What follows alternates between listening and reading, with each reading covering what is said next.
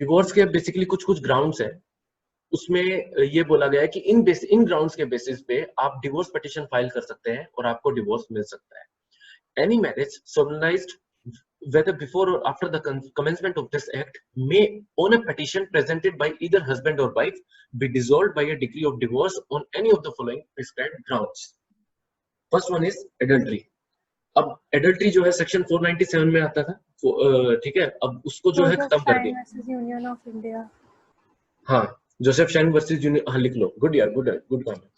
Joseph Shine versus Union of India, उस case में अभी जो है एडल्ट्री के ऊपर जजमेंट आया था, उसमें ये बोला गया था एडल्ट्री को खत्म कर दिया, ठीक है। अब से एडल्ट्री आईपीसी में भी अगर आप उसके बाद अगर कुछ बेयर एक्ट लेंगे तो आईपीसी में भी ये लिखा आएगा section 497 repealed by this act in this year, ठीक है। Joseph Shine versus Union of India is the case name, जिसमें ये डिसाइड हुआ है। आपके जो जज थे ना दीपक मिश्रा, उन्होंने इसमें जजमेंट दिया था।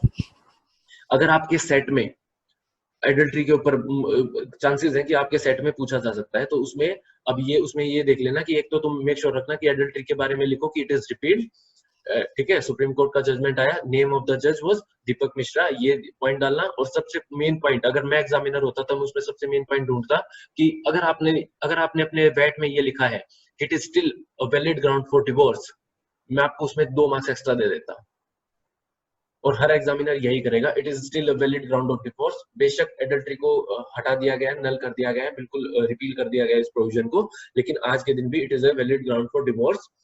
इस केस में एग्जामिनर तुमको 2 या 3 2 नंबर तो बिल्कुल एक्स्ट्रा दे देगा एक झटके में, एक पॉइंट लिखने पे, राइट। तो एडल्ट्री जो है यही होता है, अब इसको खत्म कर दिया है, लेकिन अभी it is a ground of divorce. और आप एडल्ट्री अगर if you will be found guilty under adultery then the wife can claim for this divorce, और ठीक है, और वो डिवोर्स उसको इस ग्राउंड के बेसिस पे मिल भी सकता है। Second one is cruelty. Cruelty जो है, क्रुएलिटी में एक तो ये चीज लिख लो, there must be a continuous act of cruelty, लिख लो, there must be a continuous act of cruelty. Cruelty के प्रोविजन को इतना वास्ट कर दिया गया है कि even if the husband is not speaking to the wife for 1 month 2 month then it also amounts to cruelty, और on this basis also she can file a divorce petition कि मेरा हस्बैंड मेरे से पिछले 2 महीने से बात नहीं कर रहा है, या फिर मेरी वाइफ पिछले 2 महीने से मेरे से बात नहीं कर रही है। मेरी शादी नहीं हुई अभी, मैं जस्ट एग्जांपल बता रहा हूँ तुमको, ठीक है।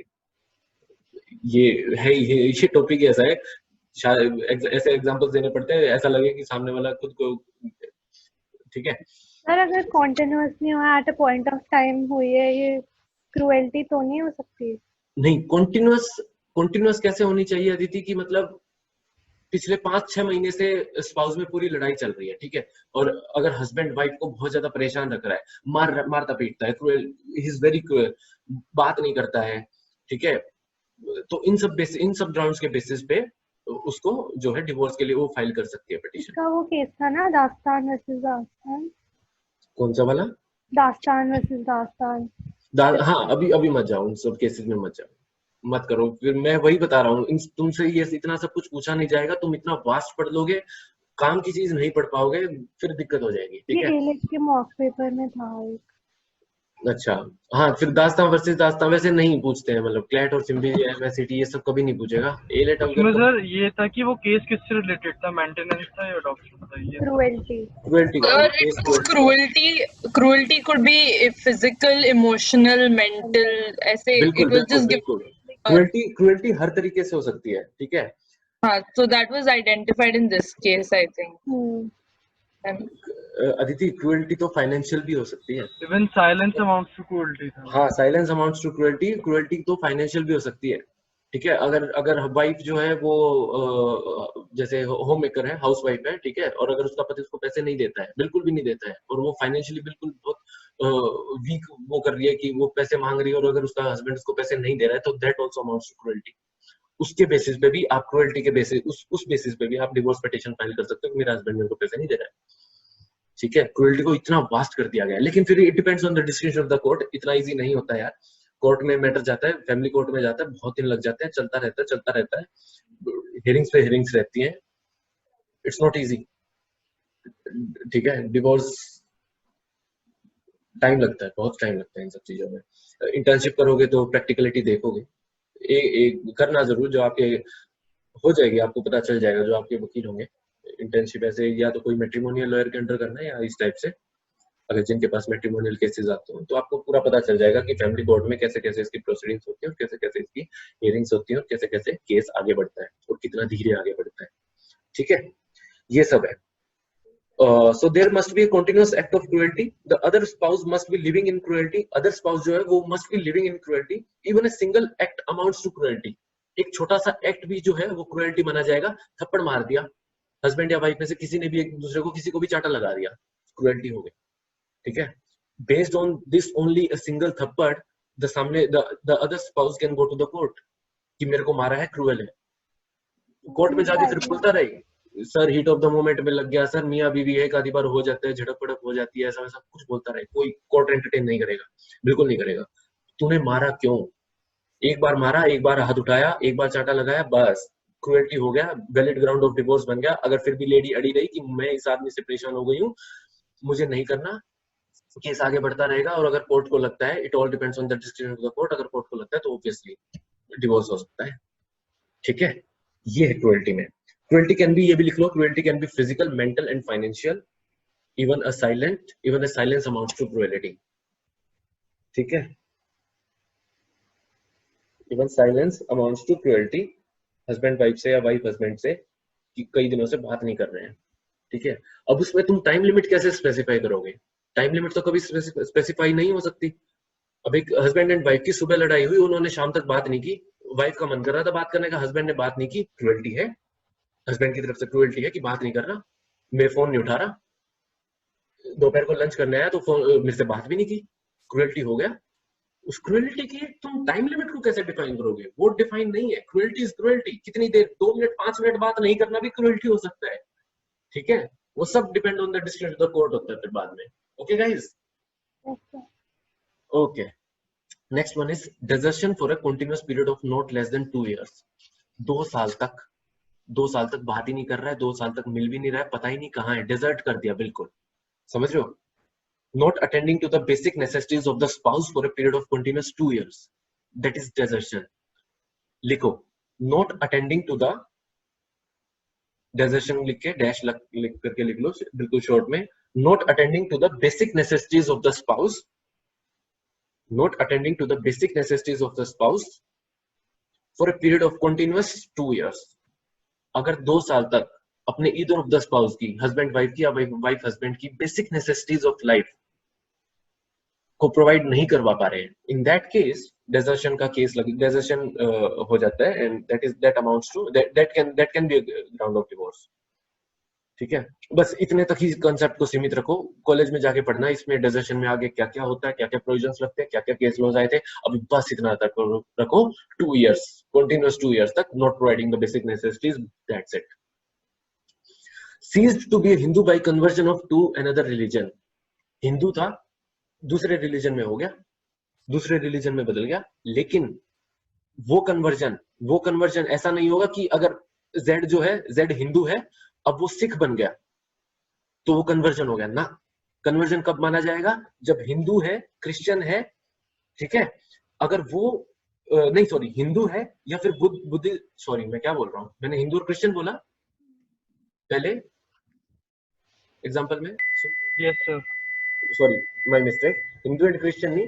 अगर कोई हिंदू है वो बुद्धिज्म फॉलो करे, अगर कोई हिंदू है वो सिख बन जाए, ठीक है, इन दैट केस वो कन्वर्जन नहीं कहलाएगा। लेकिन अगर कोई हिंदू है वो क्रिश्चियन बन जाए तो वो रिलीजन चेंज हो गया, या मुस्लिम, पारसी या जू कुछ भी। हाँ, मुस्लिम, पारसी, ज्यू या क्रिश्चियन बन जाए तो उस केस में कन्वर्जन कहलाएगा। लेकिन अगर जेड एक हिंदू है, वो सिख या फिर आपका वो बन जाए, बुद्धिस्ट बन जाए, इन दैट केस वो कन्वर्जन नहीं कहलाएगा।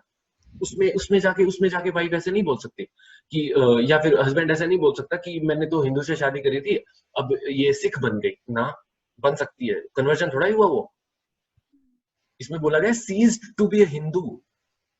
हिंदू का गाइस, हिंदू का मतलब ये मत समझना कि हिंदू का मतलब हिंदू का मतलब सिख, बुद्धिस्ट, ये सब आपके हिंदू कहलाते हैं, हिंदुइज्म में आते हैं हिंदू। ठीक है, समझे? तो कन्वर्जन जब होगा जब कोई हिंदू मुस्लिम क्रिश्चियन या पारसी या ज्यूज बन जाए, या कोई सिख मुस्लिम क्रिश्चियन या पारसी या ज्यूज बन जाए, तब कन्वर्जन माना जाएगा, अदरवाइज कन्वर्जन बाय रिलीजन नहीं होगा। ठीक है, लिख लिया? Okay, next one is incurably of unsound mind. अगर कोई बंदा अनसाउंड है, either of the spouse is unsound mind, ठीक नहीं हो पा रहा है, ठीक है, उस केस में भी डिवोर्स का ग्राउंड जो है वो फाइल हो सकता है कि your lordship, the other spouse is unsound mind and I cannot continue with him, मैं नहीं कर पाऊंगा और, या मैं नहीं कर पाऊंगा और कभी, और उस केस में भी डिवोर्स हो सकता है। Suffering from a violent and incurable form of leprosy, leprosy is a disease, ठीक है। अगर कोई बंदा and he suffering from leprosy, और उसको ऐसा है कि ये लेप्रोसी की जो डिजीज है वो ऐसी हो गई है कि वो इनक्योरेबल फॉर्म में हो गई है, ठीक है, इन that case also divorce, ground of divorce can be taken, ground of divorce होगा वो। लेप्रोसी पता है लेप्रोसी कैसी डिजीज होती है? लेप्रोसी में मतलब पूरा बॉडी पे, मतलब तुम गूगल फोटोज देख लेना, समझ में आ जाएगा लेप्रोसी। एक मूवी भी बनी थी उस पे, कोई साउथ इंडिया का एक्टर था, उसका मैं देख रहा था कुछ दिन पहले, एक मूवी बनी उस पे लेप्रोसी पे। आई बनी थी, आई। हाँ, नाम याद नहीं है मेरे। साउथ इंडियन का एक south I Indian, is not a movie related to leprosy. नहीं वो नहीं होगी यार, फिर वो नहीं होगी, नहीं है sir. कोई और, I've seen that. वो नहीं है। वो नहीं होगी, कोई और थी, मैंने देखी है, एक है साउथ इंडियन एक्टर की, जो भी है। लेप्रोसी, आप लेप्रोसी समझ रहे हो, सफरिंग फ्रॉम ए वायलेंट, अगर इनक्योरेबल फॉर्म ऑफ लेप्रोसी से अगर either of the spouse is suffering, then in that case also it is a valid ground for divorce, right. Suffering from venereal disease in communicable form, या तो कोई ऐसी disease से सफर कर रहा है जो कम्युनिकेबल फॉर्म में है, इन that case also the ground of it becomes a ground of divorce, any communicable disease. Okay, renounce the world by entering any religion, renounce the world, मोह माया त्याग देना, ये सब दुनिया मोह माया है, मैं इस दुनिया से परे हूं, मैं अब सब कुछ त्याग रहा हूं, धन दौलत संपत्ति सब मोह माया ही है, ठीक है। अब जाऊंगा अपना बढ़िया जनेऊ धारण करके और वो सब करके, अब कैलाश के पर्वतों पे जाके जिंदगी से इस्तीफा दे रहा हूँ, अब मैं जाके अपना बढ़िया सन्यासी बन रहा हूँ। इन that case also it can become a ground for divorce for either of the spouse, right? वो भी एक ground of divorce है। Renounce the world, धन दौलत संपत्ति सब छोड़ देना, सब मोह माया त्याग देना। Not being heard of as being alive for a period of 7 years or more by those who naturally would have heard of it had that party been alive. अगर 7 साल तक either of the spouse को, अगर husband 7 साल से नहीं मिल रहा है, पता नहीं कहाँ चला गया है, ठीक है, बता के भी नहीं गया था लास्ट टाइम, 7 साल से उसका कोई अता पता नहीं है, कोई कांटेक्ट नहीं है, पता नहीं कहाँ है, किस हालत में है, कैसा है, जिंदा भी है या नहीं है। और ये भी अगर उन लोगों को, जिन लोगों को उसके बारे में पता होता है in the sense those who naturally would have heard of it. अब naturally would have heard of it में कौन कौन आ जाते हैं? आपके मॉम डैड, आपके सिबलिंग्स, भाई बहन, हस्बैंड वाइफ, या कोई आदमी तो उसके लाइक बच्चे, उसके चिल्ड्रन, ये सब लोग जो है बिल्कुल जो क्लोज कांटेक्ट में रहते हैं, ये इनमें ये बोला जाता है कि they naturally would have heard of it. उनको पता रहता है कि हाँ कौन बंदा कहाँ हो सकता है, ठीक है। अगर उसके बारे में भी अगर 7 साल तक अगर पता नहीं चले, तो इन that case also this is also valid ground of divorce. 7 साल के बाद तो किसी को भी डेड डिक्लेयर कर देते हैं ना? 7 साल के बाद किसी को भी, मतलब वो डेथ डिक्लेयर कर देते हैं, उसकी सोशल डेथ। हाँ। अब इस पे क्वेश्चन बनता है, इस पे तुम्हारा एक लीगल रीजनिंग का क्वेश्चन बनता है। एक लेडी है, ठीक है, उसका जो हस्बैंड है, उसका हस्बैंड आर्मी में है, ठीक है, and he was employed and he was like, उसकी जो पोस्टिंग है, he was posted in Jammu and Kashmir, ऐसे करके कुछ बना देंगे क्वेश्चन, ठीक है। He was posted in Jammu and Kashmir and there was a terrorist attack in Kashmir and उस terrorist attack में वो involved था। मैं तुम्हारे सामने सिचुएशन क्रिएट कर रहा हूँ, ठीक है, और गॉड फॉरबिड उस टेररिस्ट अटैक में ये बोला गया कि जो जो पर्टिकुलर जो बंदा है वो बंदा नहीं मिल रहा है आफ्टर द अटैक। उसमें उसमें फिर ये मीडिया में ये बात आने लगी कि या तो उसको पाकिस्तान वाले लेके चले गए, या फिर वो मतलब पता नहीं वो कहाँ गुम हो गया, उसके बारे में कुछ अता पता नहीं लग रहा है। 1 साल 2 साल 3 4 4 साल 5 साल 6 साल हो गए, उसके बारे में कुछ पता ही नहीं चल रहा है।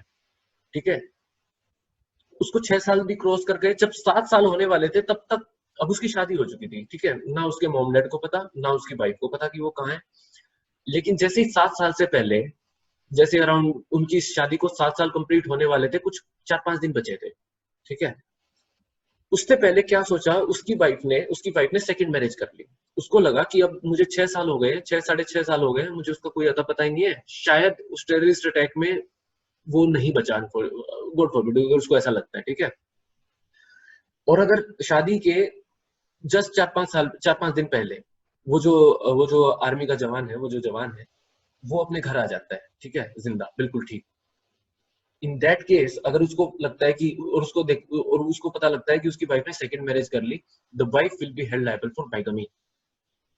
अब वो वाइफ कोर्ट में कुछ भी वो नहीं ले सकती डिफेंस कि सर मैंने तो 6.5 साल 7 मैंने वेट किया, मैंने तो पूरा, बस अभी मैंने 4-5 दिन पहले शादी करी है, 7 साल कंप्लीट होने वाले थे। डजंट मैटर, आपके 7 साल कंप्लीट नहीं हुए थे, आपने उससे पहले शादी की, that means you can be held liable for bigamy. Don't fall in emotional trap. AILET आपको इमोशनल ट्रैप में फंसाएगा। ठीक है, पूरी कोशिश करेगा कि आपको पूरा एक तरह से ऐसा दिखाया जाएगा कि सामने वाले पर्सन की तो कोई गलती नहीं है। जब उसने पूरा उसके बारे में ढूंढा, उसने पूरे उसके आर्मी बेस क्वार्टर्स में गई, वो लड़की बेस कैंप्स में गई, वहां पे जाके लोगों से पता किया, उसने पूरा छानबीन किया, उन्होंने पूरी अपनी तरफ से जितनी वो उन्होंने लाइक पीएम की हेल्प ली, सेंट्रल गवर्नमेंट ने हेल्प करी उनकी उस बंदे को ढूंढने में, सारे उसने वो लगाए। लेकिन फिर भी उसने शादी से 7 साल से 3-4 दिन पहले शादी कर ली, सेकंड मैरिज कर ली, और वो बंदा आ गया वापस। इन that case also she can be held liable for bigamy. बाद में कोर्ट में जाके कुछ भी बोलती रहे कि सर मैंने तो पूरी कोशिश करी थी, मैंने तो वहां ढूंढा था, ये किया था, वो किया था, ऐसा वैसा, कोर्ट नहीं सुनेगा। 7 साल means 7 years, 7 years and 1 day. उसके बाद बेशक शादी कर लो, लेकिन 7 साल तक नहीं कर सकते, वो ग्राउंड ऑफ डिवोर्स बन जाता है। ठीक है, वो ग्राउंड ऑफ डिवोर्स बन जाता है। तो इस पॉइंट में और डेजर्शन के पॉइंट में क्या डिफरेंस है? उसमें 2 इयर्स हो गया ना। गुड यार, गुड अर्नव। डेजर्शन में और 7 इयर्स वाले में सिर्फ एक सिंगल डिफरेंस है कि उसमें आपको बंदे के पता होता है वो वेयरअबाउट्स का कहाँ पता है। होता है। सेकंड केस में, गुड अदिति, सेकंड केस में आपको बंदे का वेयरअबाउट्स के बारे में नहीं पता होता है। ठीक है, डेजर्शन में तो ये होता है ना यार, हस्बैंड वाइफ में, ईदर ऑफ द स्पाउस में। अब सुना होगा ना तुमने, न्यूज़पेपर वगैरह में आती रहती न्यूज, पत्नी रूठ के भाग गया मायके था। चली गई, हम्म, पत्नी रूठ हाँ के मायके चली गई, that is a kind of desertion ना। वो एक डेजर्शन है। उसमें कम से कम हस्बैंड को पता तो है कि मेरी जो वाइफ है वो रूठ के मायके में गई हुई है, वो मायके में रह रही है। लेकिन यहाँ पे तो बंदे का पता ही नहीं होता कि 7 साल तक कहाँ है, उसकी कुछ वेयरअबाउट्स के बारे में कुछ पता ही नहीं होता। ठीक है, गुड कैच, गुड है। नहीं, अच्छा क्वेश्चन है, लेकिन इसमें सिर्फ ये एक सिंगल डिफरेंस था कि और एक डेजर्शन और question, 7 इयर्स में आपको बंदे के वेयरअबाउट्स के बारे में नहीं पता होता। राइट है ना? Okay sir. ये आपका